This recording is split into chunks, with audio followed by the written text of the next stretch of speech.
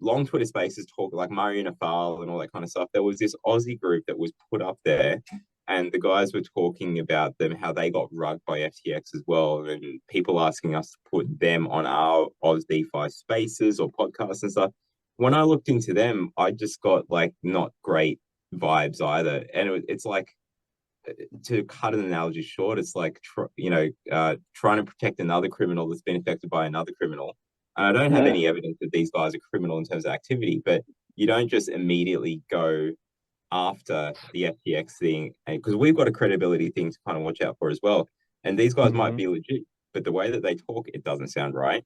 The way that they try to describe things and try to make out that they're AI experts and stuff, and it's like that sounds like BS right there. And the way that they sell their token, that you get rewards for buying in, bringing in more people. I got the MLM type heebie-jeebies from it. I'm like, I'm Uh-huh. going to hold off and reserve judgment until I see something better, because there is nothing about this that is positive right now. And it's just the same people going, oh no, that's really positive. The AI experts, they know about blockchain.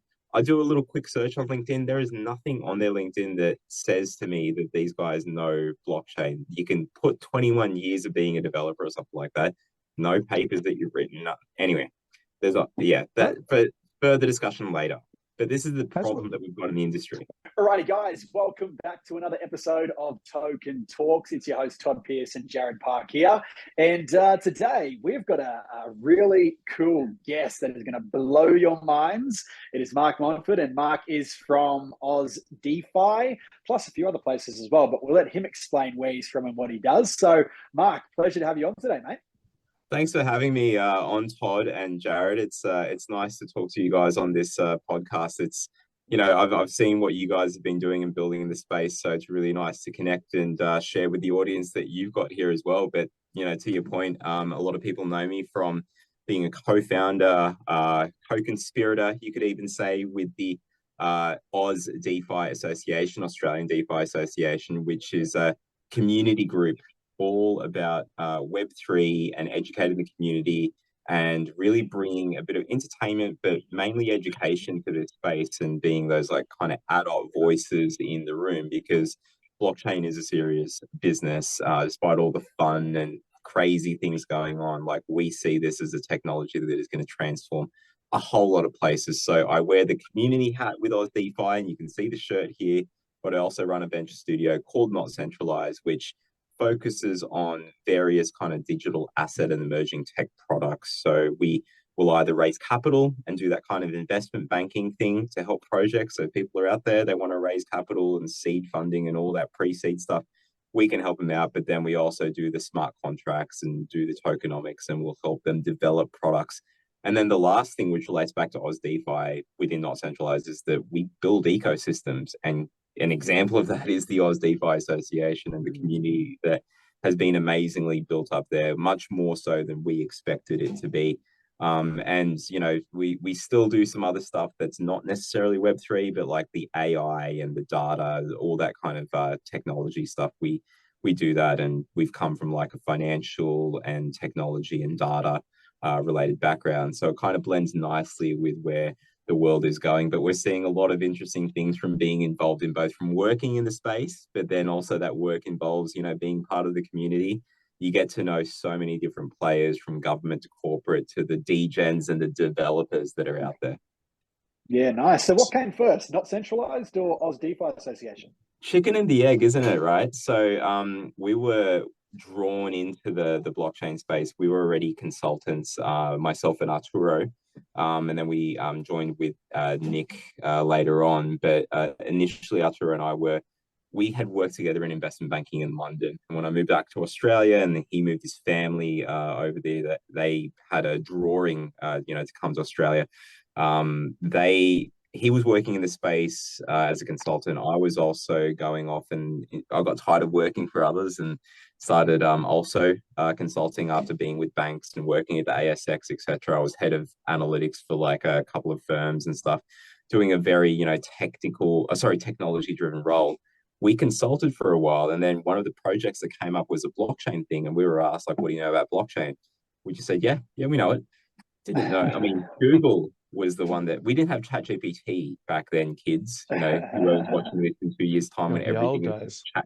The old days when you had to Google and read things. So Make your own words. Bloody hell. absolutely, it's yeah, we had to actually use our hands to type and stuff. And so what ended up happening was that we were learning about this. Obviously, we accepted the job, but it was to do analytics in the GameFi play to earn space, and that was fine. Learning about on-chain metrics, similarities to finance and whatnot. But we started learning about the space, and the key thing early on was that this space is so collaborative. So let's go to the meetups. And when we saw the meetups that were out there, they were great, but there was no conversation in between. Yes, on Twitter, but there was, how do you find the people that you were just there with at the meetup? So we set up a little WhatsApp group, and then that grew out of hand. And we went to Discord. And then from there, people said, why don't you guys run meetups? We've got this space here. And it's just grown since then, as more people get involved, go to the meetups, volunteer to help out with the various things we're doing. And yeah, that's basically how it all kind of started. And we're still on that journey. So if you ask us again in 12 months or even like 2 months, it's going to be even more things that are going on. I mean, we got excited that we just started this thing with Stone and Chalk to build this Web3 Innovation Center across Sydney, Melbourne, Adelaide. And there's just more and more of these things happening where people are now going, meetups and connecting was great. Let's actually build stuff together. Nice. I'd say we should probably do a little bit of disclosure here as well, particularly, you're coming from the investment banking background, cards on the table, right? Sure. It's very nice of you to say, you've been watching what we're doing, but not centralized. We have been working with you over the last couple of weeks on a project we're looking to deploy rather soon.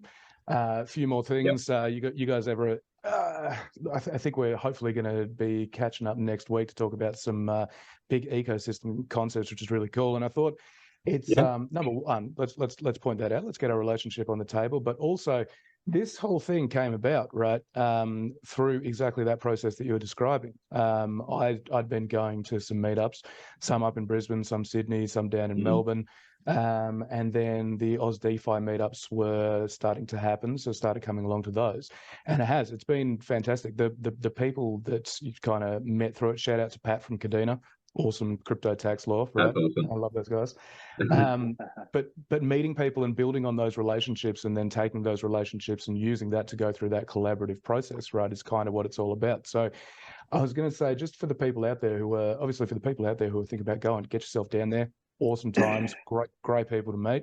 But if you had to give the elevator pitch, right, 30, 40 seconds on what's the difference between Aus Defi and every other crew out there that wants to get together, talk blockchain for an hour, and then have a couple of beers, which, let's face it, is what we do, and it's how some of the best business gets done. Absolutely. We're not discounting them. We want to work with those guys. We go to those meetups as well. They're great for the vibes. I feel like where we distinguish ourselves is we've got a lot more of the developers in the community coming along to us, as well as bringing in, we're kind of like a melting pot of corporates that come along, people at companies that are working in the Web3 space, as well as the degenerates that just want to buy more bags and grow the bags and stuff like that and just make more money out of this space. Everyone is welcome. But importantly, because we have these adult conversations, because the way we see blockchain is as a very serious tool that can upend many different industries. What's been fascinating here in Australia, and we're very lucky, is that the regulators, the people in government departments, so we've been pulled aside and thought maybe we would be in trouble or something like that. This is so-and-so from Federal Treasury Taxation Office. And it's like, okay, what's that's never a nice call. But in person, really. And it wasn't like this, handcuffs. No, it was more, we would love you to come chat to our people because we want to learn more about this space and what's going on at the grassroots level. So as a pitch, that's what we are. We are this middle layer where people can come from all different areas, and it doesn't matter because we get asked, do I have to be advanced to be there? Or is it only for beginners? It's for all. We will have those conversations that are really topical and really advanced. And then we also break things down as well. And we stay at those meetups. And the biggest thing is the networking, not just at the meetups, but also outside of that. People come visit us in Sydney or when we're in other cities. It is something where no matter where you are starting from, you will get something out of it and you will learn more from being involved than being on the outside. That's pretty cool. Well, I got to say, as someone who's been in the industry for a couple of years now, I think I've picked up New networks definitely, but new knowledge, more education every single time I've been down. So Fantastic. when do you hurry up and get yourselves back down to Melbourne again, mate? We need to. Well, speaking of, we're filming this in early February, like literally the 2nd of February, but the 16th is when we're next down. There's a Solana, the hacker house that Drift Protocol is running with them, and one of the nights is a VC night. So think Airtree, think like the other big names in the space, and I'm not going to be down there, but my colleague Nick is going to be moderating the VC panel, and then that's Feb 16. On March 15, we're running a meetup event sponsored by Fireblocks. So they'll have some of their VIPs in town, and Fireblocks is very important infrastructure if you're building in this space. And so it's that mix of, you know, if you're into NFTs, yeah, you can come along to this, but you're going to learn something about how you might be wanting to start a project, or the space that you're working in.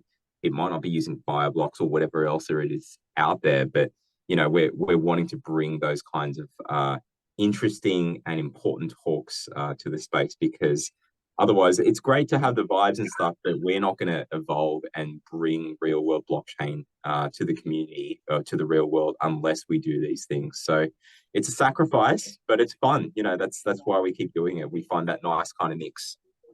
Well, on behalf of the community, you know, we appreciate everything that you've done.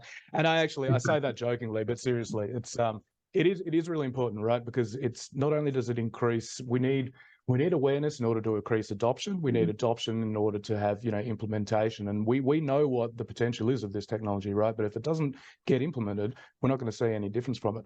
But also, I think, it's a flywheel, isn't it? Like they all feed each other. It's that flywheel effect, and we're stoking it. We're kind of moving it ourselves, but eventually this thing is going to be far bigger than any of us. But so good to be involved, right? 100%. Yeah, definitely. Change agents, right? I'm going to put that on my LinkedIn profile.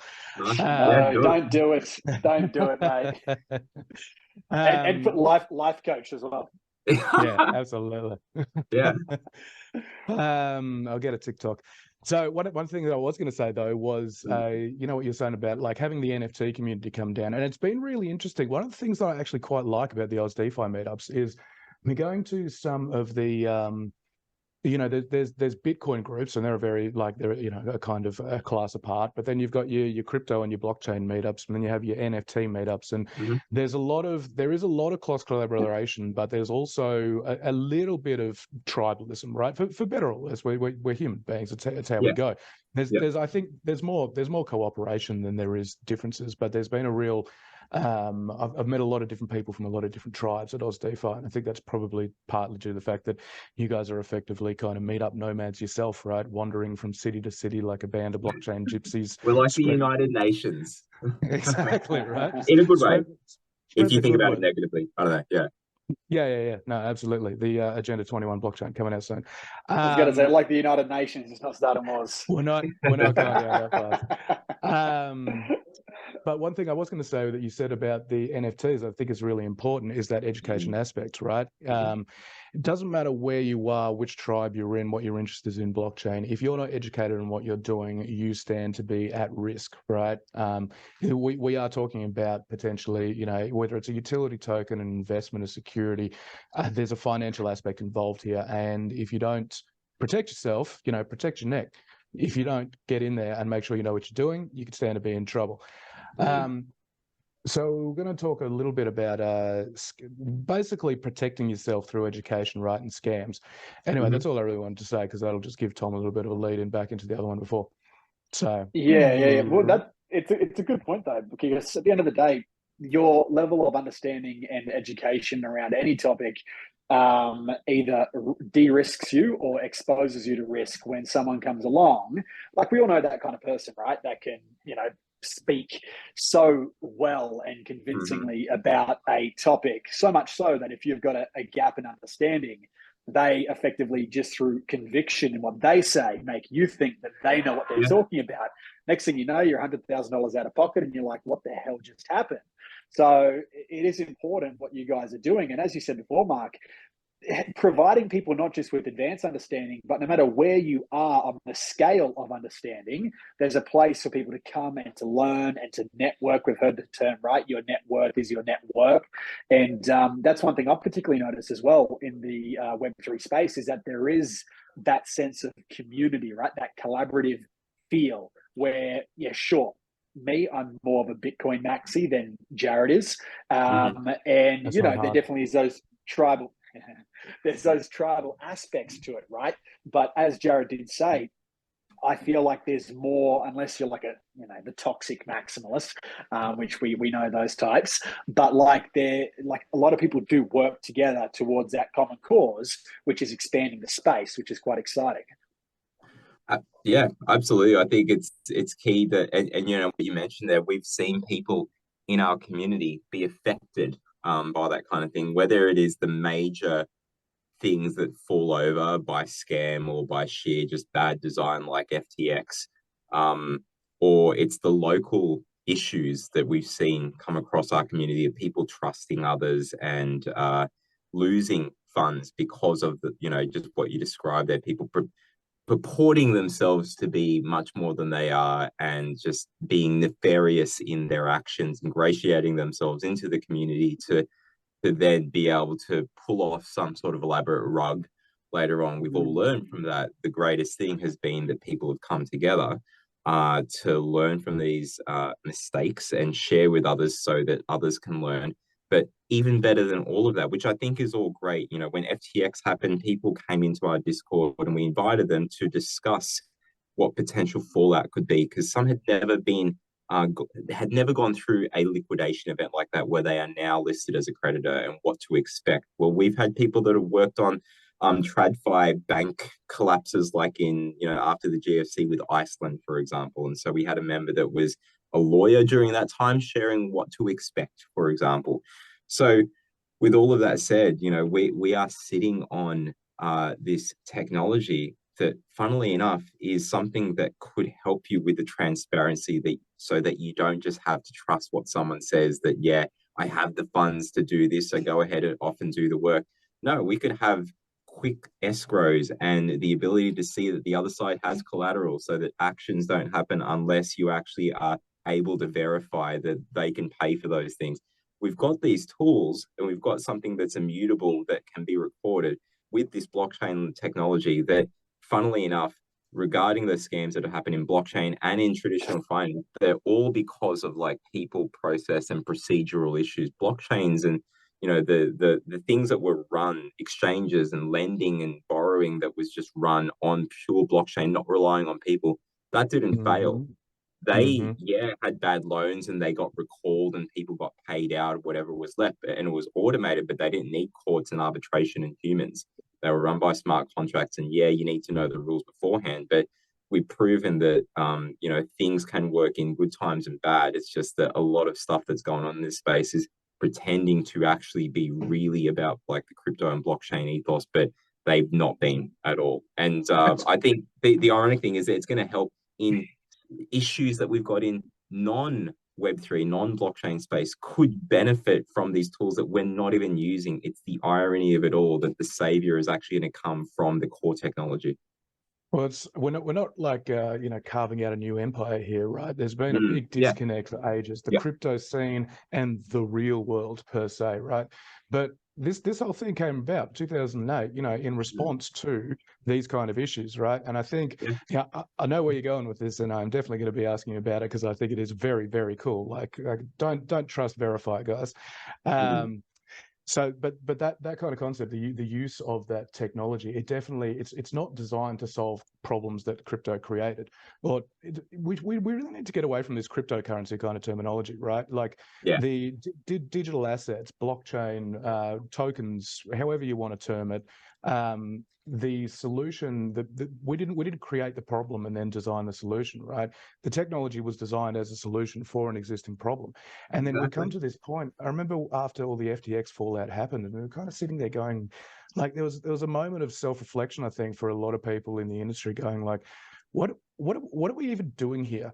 right? We've managed to take the problem that existed back in 2008 and we've magnified it effectively. Like we've compartmentalized it into one particular industry, but we've brought up speed of transaction. We were having a chat with Hannah from Arbella recently about this. Yeah, she's and awesome. about, yeah, great. But we're having the chat about kind of, the democratization of opportunity and the disintermediation of the finance industry and all that kind of stuff presents a double-edged sword, because sure, you've got access to more opportunity, you've got much more access to much more risk. And it's even, in some ways, it's more opaque because it's not understood, because it's seen as high tech. It's not an evolution. It's a completely new thing.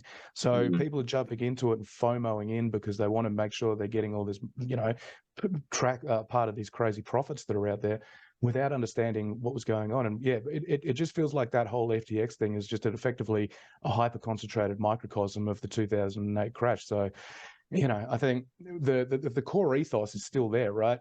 Blockchain's still going to solve these problems.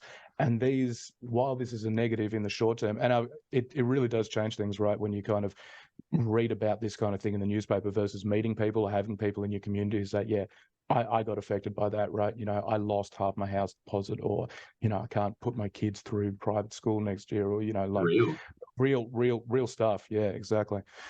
It's funny though, just before you move on from that, the whole, like with the FTX thing, right? Like, it's funny because you look at FTX, Binance, all these big players, right? And sometimes it's hard. Sometimes it is easy to forget that despite the fact that we're 13, 14 years into this now, it is still relatively young, right? Still relatively early stage for a lot of different aspects of the industry. And as any industry matures, right, it's only natural that certain players start to monopolize in certain areas. And then as monopolization occurs in certain areas, you then find that centralization starts to happen.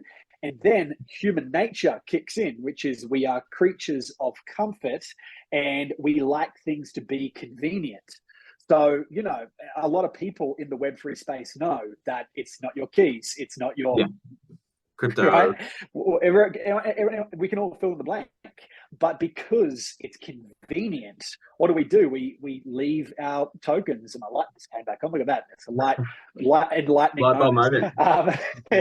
But we leave our crypto in a place where it's not really that safe. You look at FTX, right? It's like you've got basically the same problems of the fiat system wrapped up in a sexy new wrapper, which is Web3, crypto, and all this good stuff. But it's effectively doing the same thing.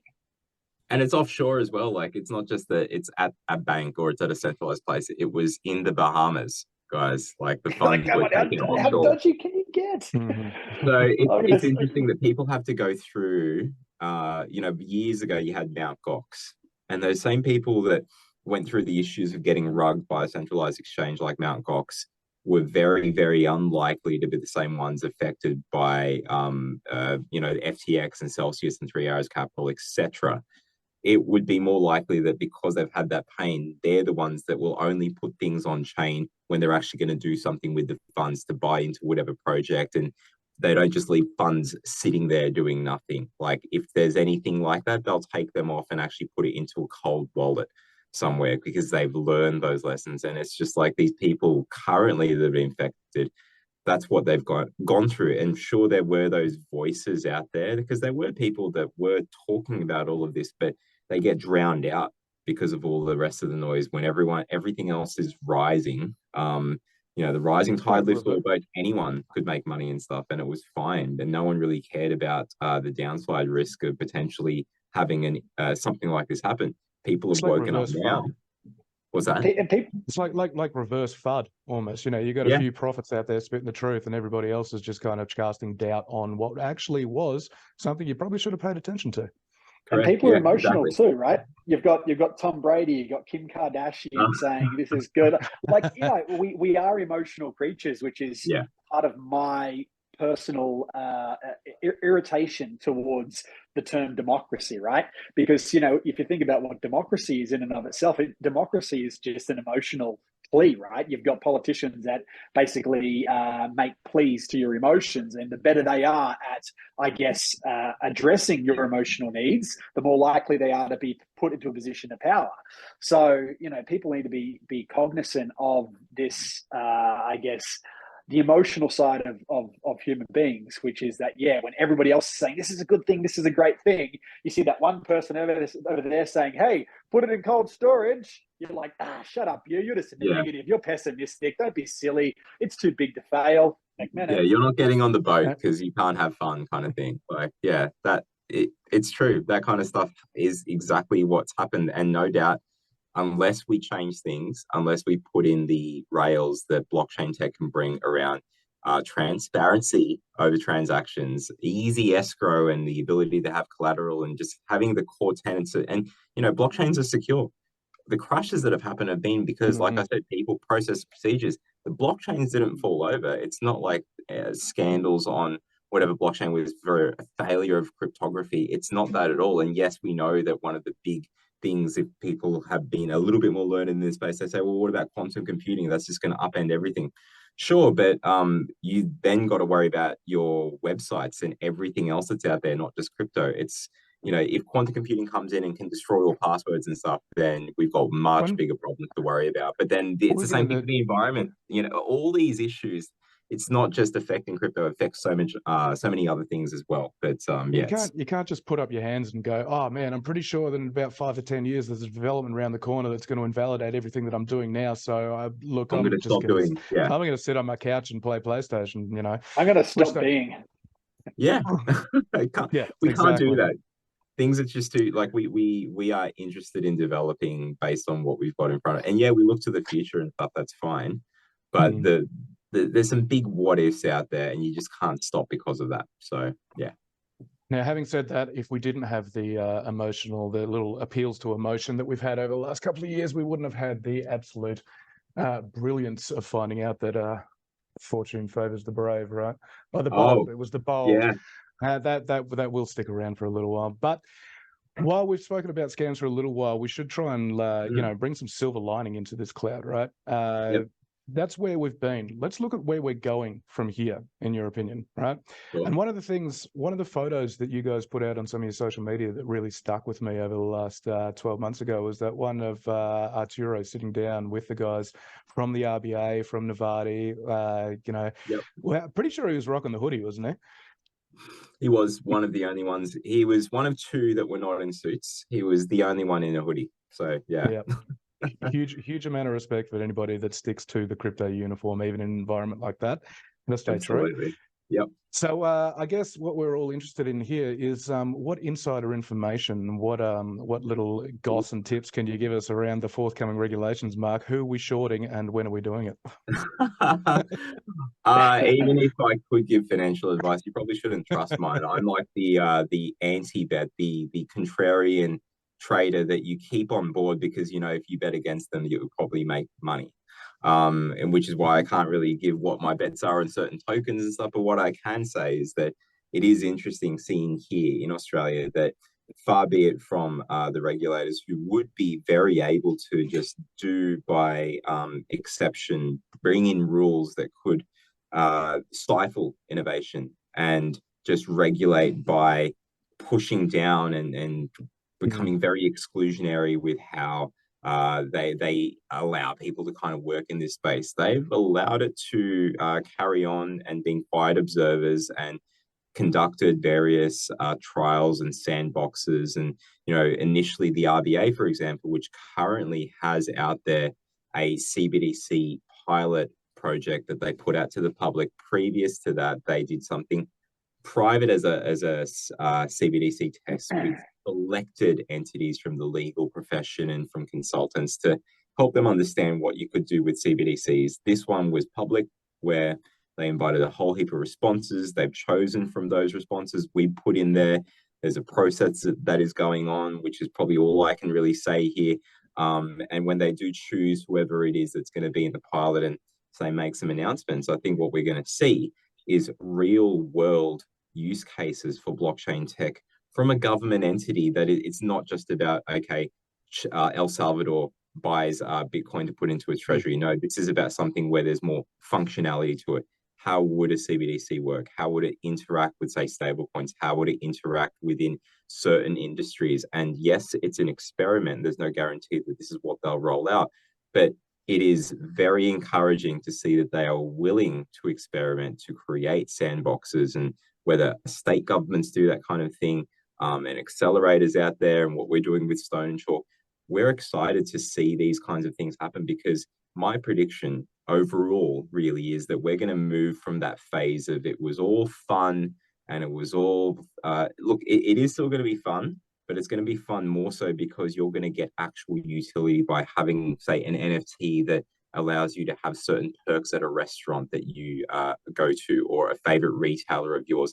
Imagine that with that NFT, for loyalty and stuff like that, they can see that whenever you go in and you scan your NFT that's got a QR code on it and stuff like that, that they can more easily, rather than having to rather than having to keep details like your email, your address, and all that kind of stuff. Imagine that you, as the consumer who's very private and wants to be pseudonymous, you can still interact with brands, but you don't have to give away that much information.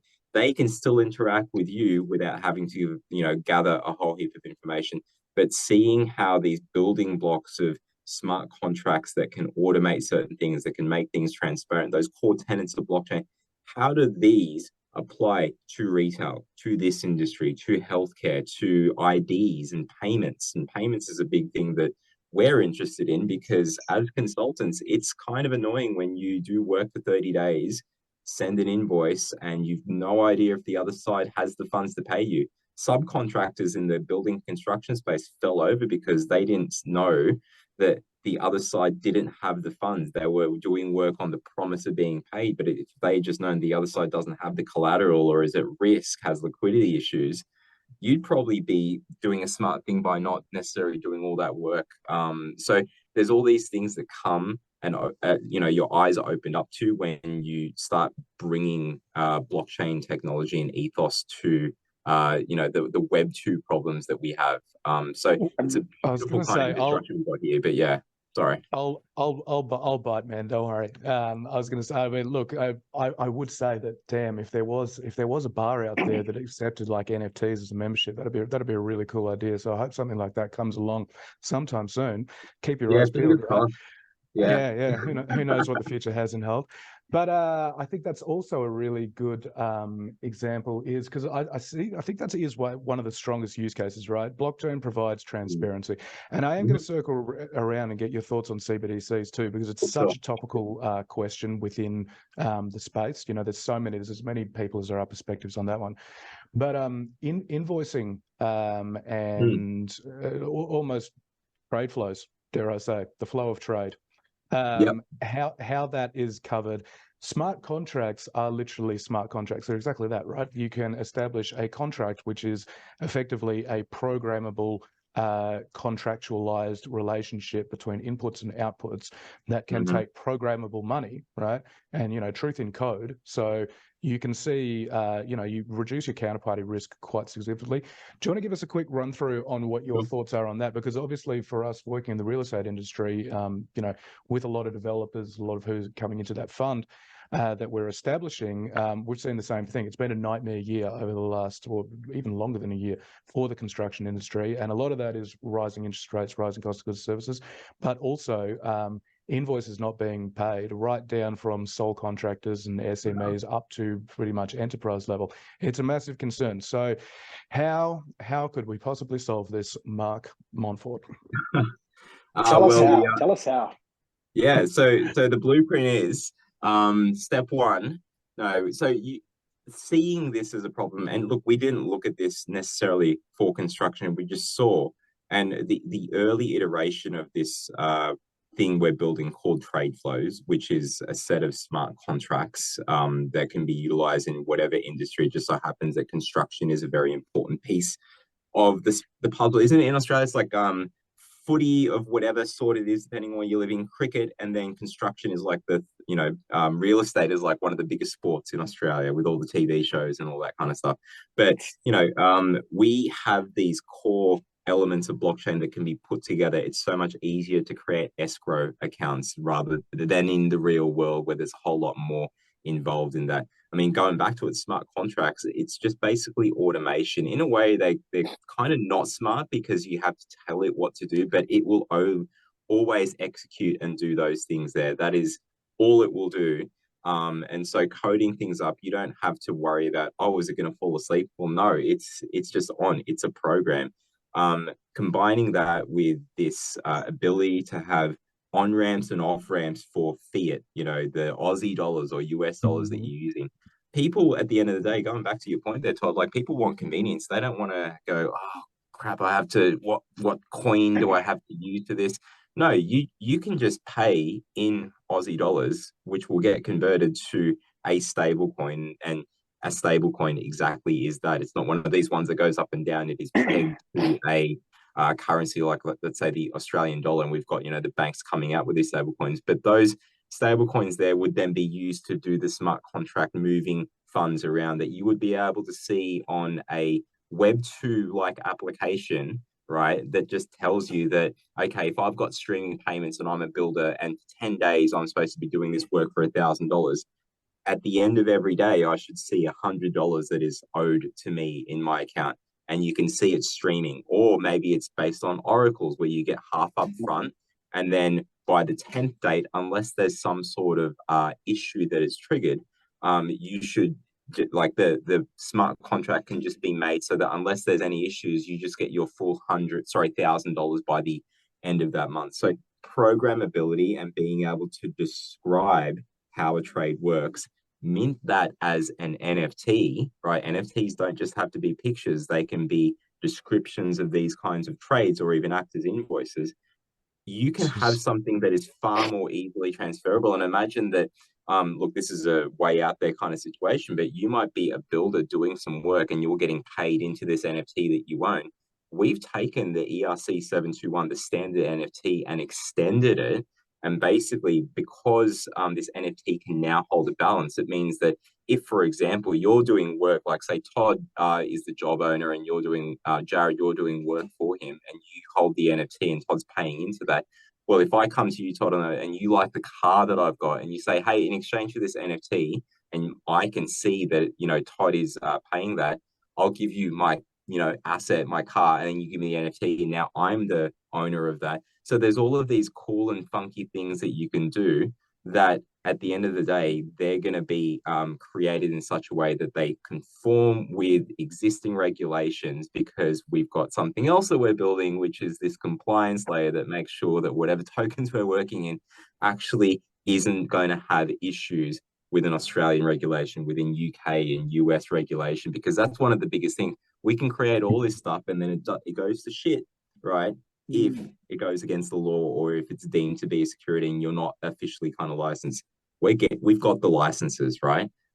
We've got the relationship with the lawyers, and we're trying to build things in the future where everything is going to be. We don't think that there's going to be this utopia where we're all living on an island and there is no such thing as government and everything is decentralized. Maybe we'll get there at some point, but the signs aren't pointing to that right now. So we just want to improve the world for everyone using the tech. If things change in terms of how we organize and govern and whatnot, then, we'll go along with that. But in the meantime, we're trying to just do things the right way. But yeah, it's interesting what trade flows is.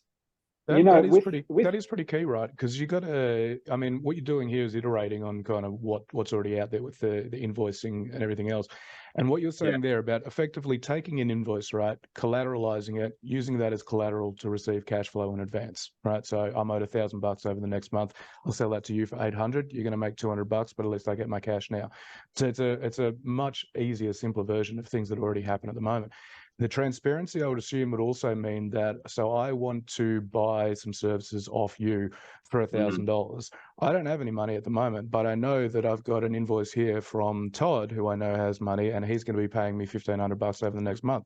Now you can safely accept this based on an IOU, right? Knowing that, is there going to be ways that you could potentially start linking invoices together and you have a little web out there? And I think that's where I was about to go with that. That's what I was going to go with. The more people you bring on, right? Yeah, exactly. Yeah. We had a uni brain going on. Well, you know what? Like, this is the beauty of this space. you build something on top of what others have built. Like we certainly didn't have to create the blockchains and stuff from scratch. Like we built because it's all open source. We built on top of what others are doing. We know, and we've learned from going to all these meetups and engaging with the community what others are kind of doing out there. And with all of that pulled together, you're able to create these new ideas. And right now it would be just very simple to just do these bilateral and even like trilateral kind of trades when there's others involved in the building space. But that eventually could evolve very simply when people have looked at this, like, oh, invoice financing, that's a natural evolution. It is. We've got to focus on these things first. Those other things can, trade financing and stuff can come from it. But then there's also these ratings engines that you can have because it is immutable and because you're only getting ratings from the counterparties of a trade. You can avoid those ones where people go to, like, say, Google and like Yelp and others where they rate people and they have never interacted with them before. Well, here you're only able to rate within those ones that you actually interact with. So that you get a real trust score out there. Sorry, you get a true trust score. Exactly. And we know people that are focusing on, like, people in our community that are doing amazing things, like building out those like kind of ratings engines that are standalone as well, because you also need those as well as these ones that exist within certain ecosystems, and seeing how this can integrate into existing things that we already have, like how we manage our CRMs and our payments, things like Zero, whatever. Like, I want to see more of this kind of stuff integrated with that existing Web2 experience to bring a best of both worlds approach to things. I think that's the whole idea there, right? Because we spoke about it earlier on in this podcast where we were talking about how there were instances where subcontractors would get contracted out and then the person doing the contracting had no money. And it's just like Jared was saying before, right? It's not a far stretch to imagine that you've also got that transparency going out further. So, this contractor A has not got the funds right now, but contractor A has got inbound funds from, customer B over here. So then me as subcontractor C, I know that there's money coming here eventually. So then I can feel confident to go and do that work for the contractor because he's got the money coming from customer B, right? You've got visibility, right? And because you've got visibility, you can make smarter decisions. And that is one of the core things that we just wanted from this. But it, just like you saw it there without me explaining, we were able to see these things that I think, to borrow from the great America that was created, these things were self-evident. These truths about what could happen were self-evident when you see that, oh, we've got this tool that can do this. Oh my gosh, it should be able to do this.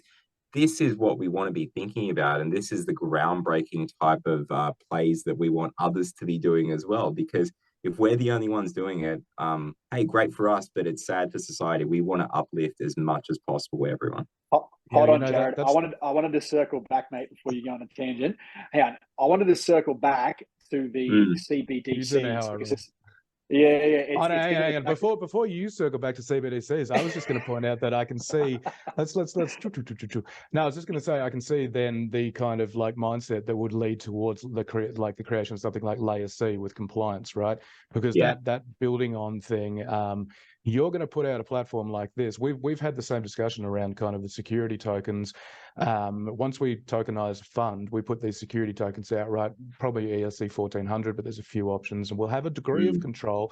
But when it's in the wilderness, it's in the wilderness, right? And people can build protocols on your protocol. That's one of the most beautiful things about it. So making sure that you're compliant to start with, and then having access points for these people to come back and say, look, you got this awesome project here. I want to build something else on top of it. How do I make sure I'm compliant? Well, one-stop shop, right? So it kind of makes a lot of sense. Having said that, CBD says, let's go. Yeah. So my question, not really a question, but also observation, just circling back to CBDCs, my speculation on CBDs comes from, you said it yourself, Jared, right? Everyone's got an opinion, right? There's that many opinions out there about what CBDs could mean and what it might look like. But if I take a more positive point of view on CBDCs, going down that route, I think to myself, well, okay, so if we've got a CBDC for Australia, if we've got country level CBDCs, are we going to have state level CBDCs? Are we going to have different countries having their own CBDCs? how then are we going to go seeing those CBDCs work together? And I guess from your perspective, Mark, how do you kind of foresee, will CBDCs be able to be used in DeFi protocols? Like, how could that kind of evolve, do you think? The thing that we were interested in with the CBDCs in terms of how they could be used, this is just one potential use case. There may be others, and I'm talking about people conflate the CBDCs as being, oh, it's going to be for retail and stuff, or they don't realize that there's also wholesale CBDCs. Like CBDCs could be purely just for wholesale. So the same CBDC, they may say in terms of like how they expect it to go out, then this is why they're running the sandbox test, that they don't want it for retail. And even then, even if they put it out, just like in China, they've got their version of a CBDC out there. From what I've seen, and I'd have to get the data on this, but like the uptake isn't that high.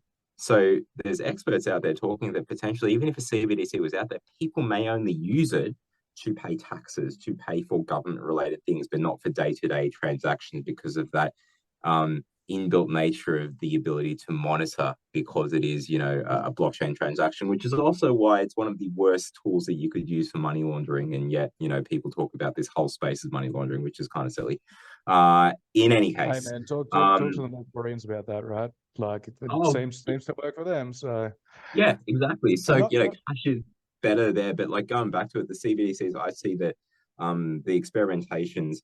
One thing that I can see a use case for is having CBDCs as a proof of reserve, even for the stable coins. So it's almost like matching what we have now with our current banking system, the fractional reserve banking system, where effectively Treasury acts as that proof of reserve for the banks and stuff out there. So similarly, whether it's banks and institutions like that providing stable coins, or even these decentralized stablecoin providers out there, having CBDCs could potentially act as a proof of reserve that one-to-one there is that backing that, hey, if you don't trust this, well, you should trust it because it's backed by the Australian government or the US government or others. That is one way that we could see CBDCs being used. And like I said, if it does go down the path that they release to the public and it is something for retail CBDCs, I think it's not going to be used for much more than potentially just, the tax and other government payments that you mandated. We must make, tax we have to pay and stuff like that. So I can see it being used in that kind of environment rather than like mainstream transactions. I could be wrong though, It is a funny concept though, right? Using CBDCs as a proof of reserve when they're a mintable asset. Like, hey, we've definitely got enough dollars here. Shit, go and print some more dollars, quick. Right?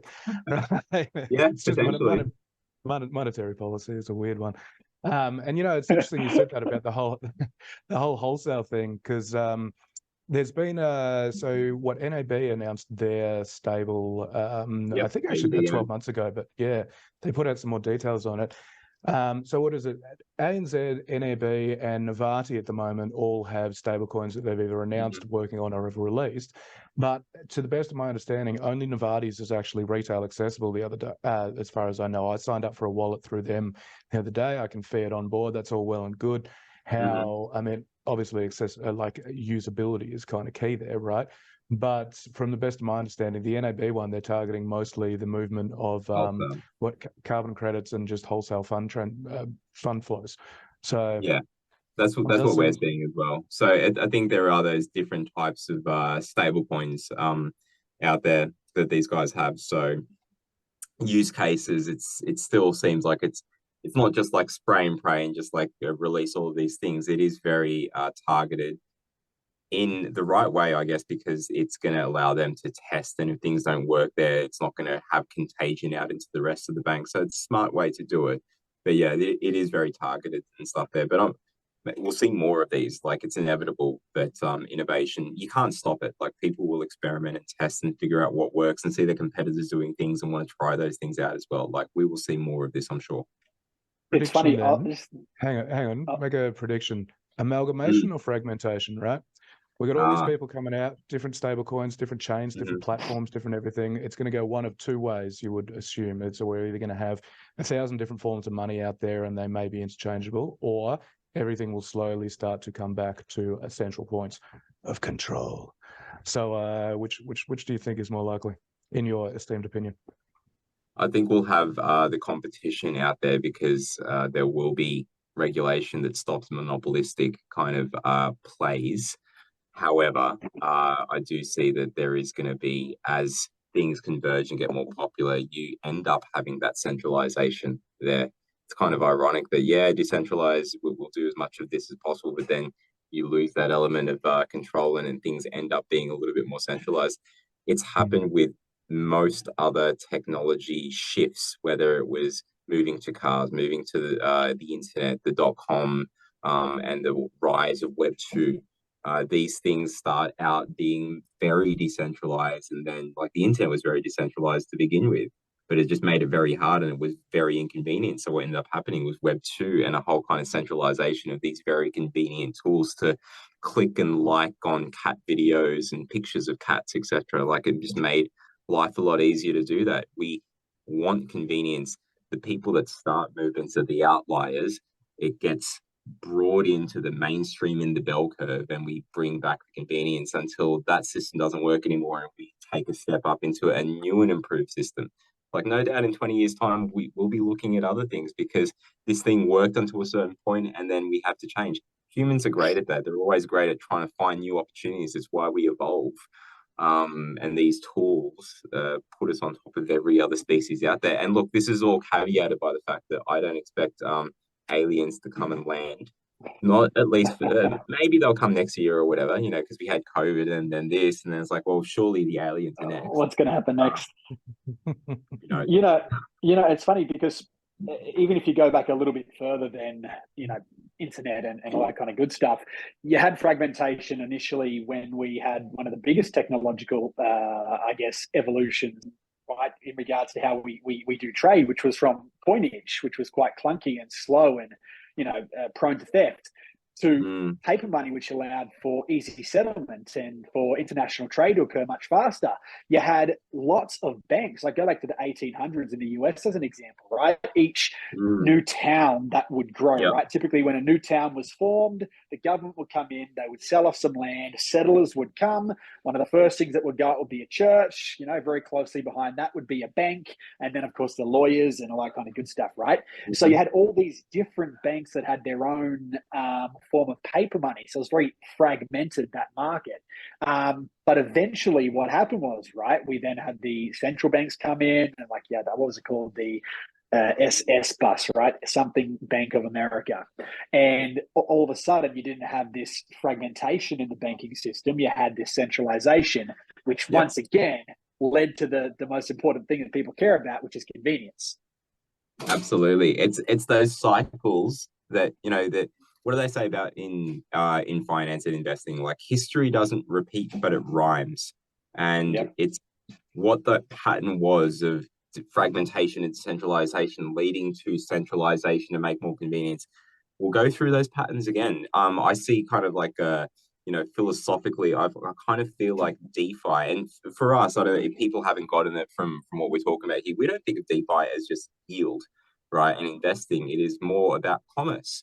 And how money is used and transferred is far wide ranging. It includes how NFTs move and stuff. That's why we talk about NFTs and GameFi and all that. Just by being Aus Defi Association, we see DeFi as part of it all. But going back to it, I think that we're going to have a bit of a Spotify moment with where we're at right now, because with regulation, let's go back to that analogy that the Spotify thing came out. There was already the Pirate Bay. There's a great thing called the Playlist TV series, Swedish one on Netflix, all about how Spotify came out. And because the Pirate Bay was there fighting against the music industry, Spotify came up with a novel solution at the time to have this model of lower pay, shared distribution with the music industry, and yet people get more convenient music, right? But we still have the Pirate Bay out there. It didn't kill it off. And just like we will, I feel, continue to have unregulated DeFi, aka the Pirate Bay, I reckon that we'll also have regulated and more compliant DeFi, which would be like Spotify, but within, different industries. So it's interesting to see how we will likely play out given what's going on right now. similar to something that's happened in recent history, and even going back further to the things you mentioned there, Todd. So it's interesting when you recognize that. It's like you can kind of predict where you want to park your boat, basically. That's a pretty interesting clarification to make as well, right? Because we're talking about fragmentation, centralization. They're not actually two sides of the same coin. The two sides of the coin are decentralization and centralization, but it's fragmentation and unification, right? You can have, for example, we were talking about kind of how many different tokens, currencies, blockchains there are out there, whatever. Yeah. You can be in favor of, so I, for example, would be in favor of decentralization, but unification. I don't see the point in having, like, it seems incredibly inefficient to have multiple different currencies. Look, at the end of the day, I am shooting now basically a globalist for everything except culture. Like, unification to a degree in that sense for commerce, for borders, all the rest of it. What you've got, Jared, you've got, like, if you want to picture it, you've got like the quadrant. Quadrant, right? So you've got fragmentation, unification, decentralization, and centralization, right? And then you can see where different projects, etc., exist on that in those quadrants. For me, the most effective outcome there would be to have something that's decentralized, because having centralized control is too much of a risk, right? So I'm probably more on the decentralized side, but unification provides a lot more efficiency, while fragmentation provides competition, which should provide efficiency. Is it going to or not? I don't know. That's a tough question to answer. It's a really good way to think about it, right? Because I think there's nuance to different problems that are being solved.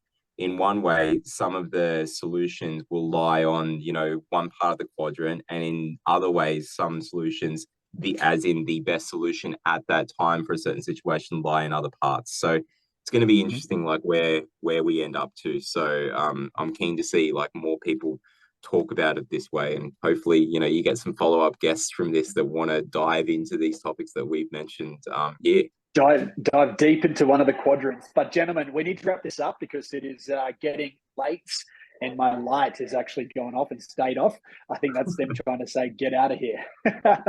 So to start to wrap this up, Mark, if people want to follow you, get in contact, attend your events, know when your events are going to be on, how can they do that? Yeah, there's a couple of ways. So, I mean, crypto lives on Twitter and Discord, we know, but we've also got a website. So the easiest is the website, which is defi.org.au. And then that's for the community, and it's got all the links there. You can join the Discord. There's a big blue button to do that. There's links on there to the Twitter and everything else. And then if they're interested in the commercial stuff we're doing, which we write about and we talk about, and, we talk about at our meetups and stuff, that's not centralized, and it's NOT centralized, not centralized, all one word, and centralized with an S, not the American spelling. It is the Queen's English. So yeah, they can find us on both of those. Beautiful. Well, it has been an absolute pleasure. For those watching and listening, we hope you've enjoyed this. This has been a more laid back and fun conversation on the industry, and we hope you enjoyed it. But make sure you go and follow Mark, get involved in the Discord, jump on the Twitter, and as he said, whether it's just joining so you can go check out the meetups, or whether it's more of a commercial interest that you've got both options there, and we love what the guys are doing there. So that concludes this podcast. You know what to do. Hit that like, hit that share this with all the people far and wide, and we will see you on the next episode of Token Talks. Take care.